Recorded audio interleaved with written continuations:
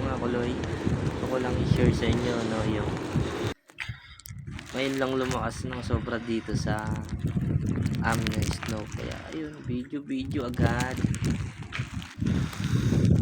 Short pa ako niyan, pumasok nga ako ulit sa loob sobrang lamig nag jacket na ako, nagpantalon na din, sobrang lamig gusto talaga.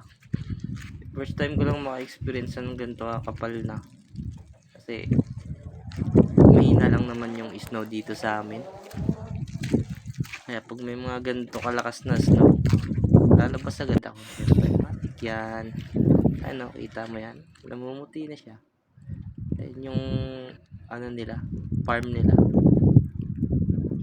Ano yung mga gulay, repolyo. Lang.